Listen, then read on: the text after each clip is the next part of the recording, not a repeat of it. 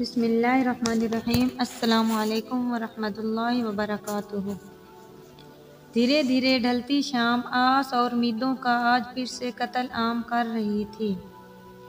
آزاد پرندوں کی مانند وہ فضا میں ایک لمبی اڑان بھرنا چاہتی تھی، مگر انسانوں کی پروازوں کو تو ان کی مجبوریاں باندھ دیتی ہیں۔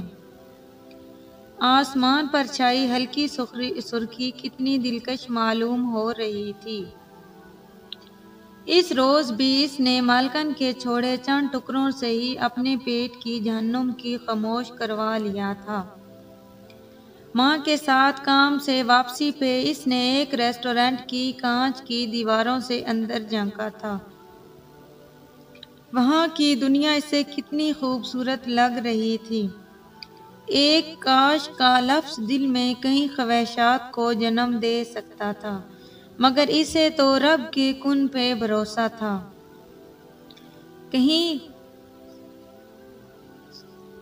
کئی لمحوں تک اس کی نظریں اس ریسٹورانٹ کے باہر لگے بنیر پر بنے طرح کی نوعیت کے کھانوں پر اٹکی رہی، اور پھر ایک اچانک پیچیدہ سوال اس کے نابالغ ذہن کی دیواروں پہ ضرب لگانے لگا۔ انہیں کھانے والے بھی تو انسان ہی ہوتے ہوں گے، لیکن ہم بھی تو انسان ہی ہیں، ہم انہیں کیوں نہیں کھا سکتے؟ جواب نہیں ملا تو وہ نظریں جھکا کر مایوسی سے قدم بڑھاتے اپنے سوال کو روندتے ہوئے آگے بڑھ گئی۔ کاروبار میں نقصان کی وجہ سے بڑی مالکن نے اس ماہ تنخواہ دینے سے انکار کر دیا تھا، اور بولا ہے کہ اگر چاہو تو کام چھوڑ دو اور ایک ماہ بعد اپنی تنخواہ لے جانا۔ اب بتاؤ بھلا، اگر یہ کام بھی چھوڑ دیا تو اللہ جانے پھر سے نوکری کب ملے گی؟ منہ کو لحاف میں لپیٹے ہوئے بھی وہ ماں کی اس کے باپ سے کی جانے والی سرگوشیوں کو آسانی سے سن سکتی تھی۔ شاید اس روز بھی اس کا باپ نشے میں پوری طرح جھوم رہا تھا، تبھی تو ہر بات کے جواب میں اکھڑے اکھڑے سانس لیتے ہوئے ہوں اور ہاں کر رہا تھا۔ ہوش سنبھالنے کے بعد شاید ہی زندگی کا کوئی ایسا دن گزرا ہوگا جس میں اس نے باپ کو نشہ کے بغیر دیکھا ہوگا۔ ان سب باتوں سے دور وہ رات کے اس پہر ایک انوکھی سوچ میں کھوئی تھی کہ ارتضیٰ جب 4 سال کا ہو جائے گا تو وہ اسکول جائے گا، اور جب وہ اسکول جائے گا تو سفید وردی پہنے گا، وہ کتنا پیارا لگے گا۔ مگر پھر ذہن کی دیواروں میں ایک اور سوال گونجنے لگا، کہیں وہ بھی تو میری طرح ماں کے پاس پیسے نہ ہونے کی وجہ سے اسکول نہیں جا پائے گا؟ وہ جواب تلاشنے لگی تو اس کے ساتھ لحاف میں لپٹی غربت مسکراتے ہوئے جواب دے رہی تھی۔ کروٹ بدلتے ہوئے اس نے آسمان پر چمکتے ستاروں کے ایک خوبصورت جھنڈ کو دیکھا تھا۔ ان کی روشنی اس کی کچی آنکھوں میں کہیں اٹک سی گئی۔ سورج کی پہلی کرن کے آسمان پر جلوہ افروزی ہونے میں کچھ دیر باقی تھی۔ نیم کھلی آنکھوں سے اس نے گھر کے ایک کونے میں پتھر بنی ماں کو بیٹھے دیکھا تھا۔ بچت کے باقی وہ آخری چند روپے لے کر ایک بار پھر سے غائب تھا، جو اس نے اور ماں نے عرصہ بھر لوگوں کے گھروں میں کام کاج کے جمع کیے تھے۔ یہ بات معمول سے بالکل بھی مختلف نہیں تھی۔ وہ ایسا اکثر کرتا رہتا تھا جب اسے اپنے نشے کی ہوش مٹانے کے لیے کہیں سے روپے نہ ملتے۔ ان سب باتوں کو سمجھ پانے کے لیے اس کی عمر تو بہت چھوٹی تھی، پھر ذہن کے میدان بہت وسیع تھے۔ وہ فجر کی نماز کے لیے جب جائے نماز پر کھڑی ہوئی تو چھوٹا بھائی بھی کہیں جا کر اس کے عقب میں آ کھڑا ہوا تھا۔ اسے انتظار تھا تو بس بہن کے سجدے میں جانے کا، تاکہ وہ اس پر کود سکے، اور ایسا ہی ہوا۔ وہ دوران نماز ہی مسکرانے لگی۔ اور پھر جب صبح کا سورج مکمل طلوع ہو چکا تو اس نے اپنے ذہن کو ایک مرتبہ پھر سے سمجھا لیا کہ گھر میں فاقہ کشی کا وقت دور نہیں۔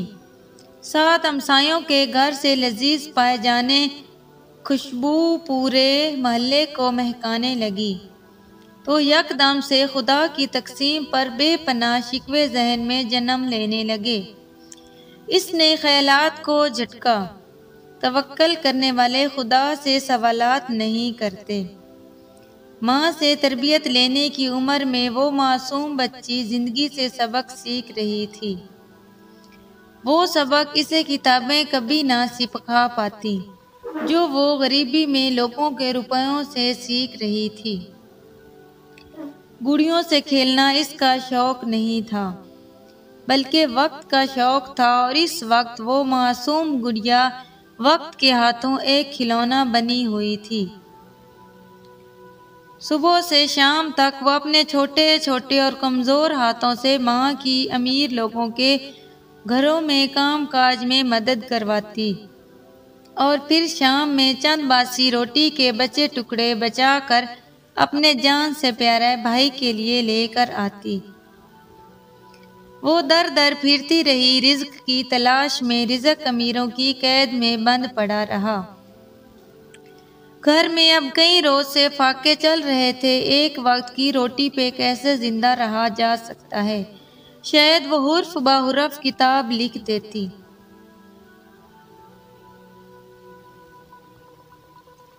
ارتضیٰ پہلے سے کتنا کمزور ہو چکا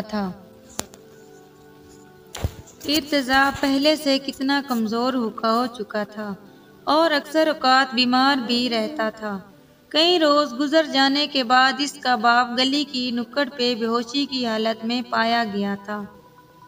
گزرتے دن اس معصوم کو غربت کے نئے نئے رنگوں سے متعارف کروا رہے تھے۔ پیسہ نہ ملنے کی وجہ سے تعیش میں ہر وقت رہنے والا وہ شخص جسے وہ باپ کہتی تھی، اکثر اسے اور اس کی ماں کو پیٹ کر اپنے غصے کی جہنم کی خاموش کرواتا تھا۔ وہ ہر وقت انہیں مختلف نوعیت کی گندی گالیاں بکتا۔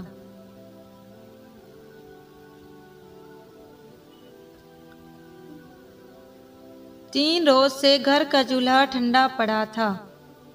3 ماہ سے کرائے کی ادائیگی نہ ہونے کی وجہ سے مالک مکان نے 1 ہفتے میں گھر خالی کرنے کا بول رکھا تھا۔ رشتہ داروں اور محلے کا ایسا کوئی گھر باقی نہیں تھا جہاں اس کی ماں نے ادھار کے چند روپوں کی خاطر بھیک نہ مانگی ہو، مگر کسی نے ایک نہ سنی۔ بھوک کی شدت کیا ہوتی ہے یہ سامنے رکھے کھانے کو انتظار کرنے والا بھلا کیسے سمجھ سکتے تھے؟ ارتضیٰ کو جب گھر پہ سوتا چھوڑ کر ماں کے ساتھ مالکن کے ہاں جاتے ہوئے اس نے روٹی کا ایک تازہ ٹکڑا زمین پہ گرا دیکھا تھا، جسے اس نے نہایت احترام سے اٹھا کر چوما اور قریب ہی ایک کچی دیوار میں بنے سوراخ میں رکھ دیا تھا۔ کتنے بدقسمت ہیں نا وہ لوگ جن کے پاس نعمتیں کھانے کو ہوتی ہیں لیکن وہ ان کی بے حرمتی کر کے پھینک دیتے ہیں۔ ان مشکلات سے گھرے وقت میں بھی اس نے خود کو بدقسمت نہیں سمجھا تھا۔ اس روز مالکن کے ہاں دعوت تھی۔ جب ارتضیٰ بھوک کے باعث تیز بخار میں تپ رہا تھا، اسے یقین تھا کہ آج مالکن ضرور کچھ پیسے ماں کو دے دے گی جس سے گھر کا چولہا کچھ روز تک چل جائے گا۔ وہ پچھلی رات سے بھوکے ارتضیٰ کے لیے مالکن کے ہاں بنے مزے کے کھانوں میں سے کچھ بچا کر لے جائے گی۔ وہ خوش تھی۔ بہن کے لیے دنیا میں بھائی کا وجود کتنا اہم ہوتا ہے، شاید الفاظ کبھی بھی اس کی ارتضیٰ کے لیے محبت کو بیاں نہ کر پاتے۔ کاش کہ اس کے پاس کچھ قیمتی ہوتا جسے وہ بیچ کر وہ ارتضیٰ کے لیے کچھ کھانے کو لے آتی۔ اس کے چہرے پہ چھائی خوشی کی لہر 14ویں رات کے چاند سے بھی زیادہ روشن تھی۔ جب ماں نے مالکن سے لیے کچھ روپے اس کی جانب بڑھائے تھے۔ ارتضیٰ کی چیخوں اور بھوک سے بلکتے سبب گھر میں سویا ایک آدمی جاگ چکا تھا۔ وہ مسلسل قہر بھری نظروں سے ارتضیٰ کو دیکھ رہا تھا۔ وہ بھوک سے تڑپتا معصوم چلاتا چلا جا رہا تھا۔ رات کا نشہ ابھی بھی اس درندے کے دماغ سے نہیں اتر رہا تھا۔ وہ نیم بے ہوشی میں تھا۔ ارتضیٰ کی آہوازاریاں اس کے دماغ پہ ہتھوڑے برسا رہی تھی۔ کوئی باپ اتنا بے رحم کیسے ہو سکتا تھا؟ زمین لڑکھڑاتے قدم رکھتا وہ ارتضیٰ کی جانب بڑھتا چلا جا رہا تھا۔ آنکھوں میں خون اور بے پناہ غصہ تھا۔ ایک تعیش بھرے انداز سے اس نے ارتضیٰ کی جانب ہاتھ بڑھایا اور پھر خوشی میں جھومتی، ہاتھ میں اٹھائے کھانے کے سامان کو ہلاتی، اس معصوم بچی نے دالان میں قدم رکھتے ہوئے دور سے ہی پنکھے کے ساتھ لٹکے ہوئے ایک وجود کو، تنہا قدموں کو دیکھا، ننھے قدموں کو دیکھا تھا۔ وہ نیلے تھے اور نہ جانے کب سے ٹھنڈے پڑ چکے تھے۔ کھانے کا سامان زمین پر جا گرا۔ غربت کے پھندے نے بھوک کی چیخوں کو ہمیشہ کے لیے خاموش کروا دیا تھا۔ غربت فتح حاصل کر چکی تھی اور سفید پوشی ہار چکی تھی۔ اس گھر میں تنہا روتی بچی کو کون سمجھاتا کہ اب اس کا ارتضیٰ کبھی بھی روٹی کے لیے نہیں روئے گا۔ بہنے والے ہزار آنسوؤں میں سے یہ بھی ایک آنسو تھا جو اس کی آنکھ سے بہہ کر خشک زمین میں جذب ہو چکا تھا۔ والسلام۔ اگر ویڈیو اچھی لگے تو لائک اور شیئر کر دیں۔